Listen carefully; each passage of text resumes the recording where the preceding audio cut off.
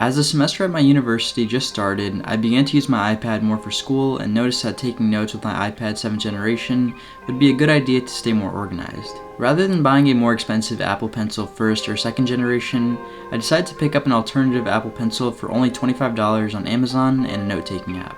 Using this Apple Pencil alternative for a little over a week, I've been mostly happy while using it. However, there are some drawbacks and features that only the Apple Pencil 1st or 2nd generation can do.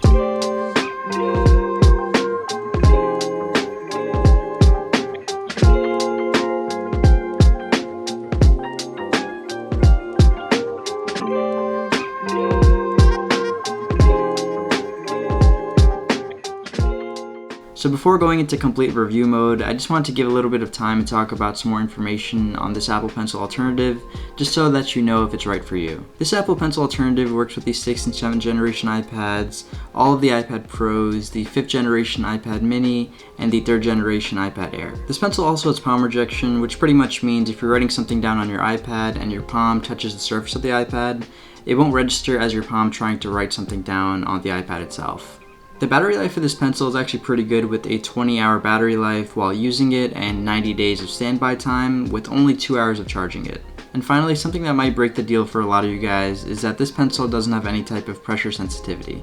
Opening up the box itself, we get some paperwork about how to turn the pencil on and how to use it. We also get some extra replaceable nibs in case the current one that you have wears down, and a USB Type-C connector, which is pretty nice to see since this is a cheaper product. And finally, we get the pencil itself. So now that you guys know a little bit more about the details of this pencil, we could get a little bit more into my experiences with it. As a college student, my main need for this pencil was to use it for taking notes with GoodNotes, which has so far been an amazing experience. To turn on the pencil, all you have to do is tap the top part of it to see if the blue light comes on. The pencil feels really smooth when writing on the iPad and glides really well. For writing notes with GoodNotes or any other note-taking apps, I really don't see how this pencil wouldn't be good enough, as it works really well.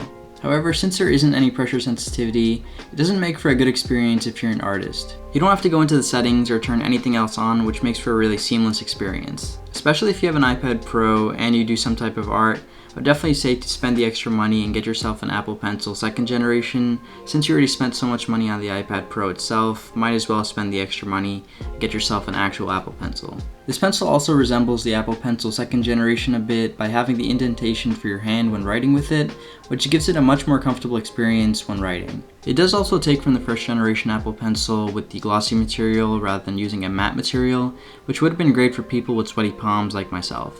The 2nd generation Apple Pencil has a feature where you can double tap the side of the pencil to change tools, such as to change the color or even to go to the eraser, which would have been a great addition. The way that you charge this pencil is with the supplied USB Type-C cable that you plug into the side of this pencil, which is a big improvement from the awkward 1st generation Apple Pencil charging method. The Apple Pencil 2nd generation also has the ability to magnetically charge whenever you put the pencil on top of your iPad, which this alternative doesn't have. But I did find that with the Logitech Slim Folio keyboard that I'm using with my iPad 7th generation, there's a thin magnetic strip on the top of the case where this pencil can attach to. I'm sure that this wasn't an intentional design choice, but I'm glad that it worked out with this case so I have somewhere to put the pencil when I'm not writing. Overall, this Apple Pencil alternative is a really good deal for a student or for anybody who's not really doing too much art. If you're someone interested in doing art and you just start off by doing some basic sketches or anything like that, I'll say that this pencil is just fine for that. But if you are getting paid for your work or it's a hobby that you spend a lot of time on, I would definitely say to look up the Apple Pencil 2nd generation and buy that instead. For only $25, this Apple Pencil alternative has provided a lot of value and a seamless and really comfortable experience, especially when paired with GoodNotes.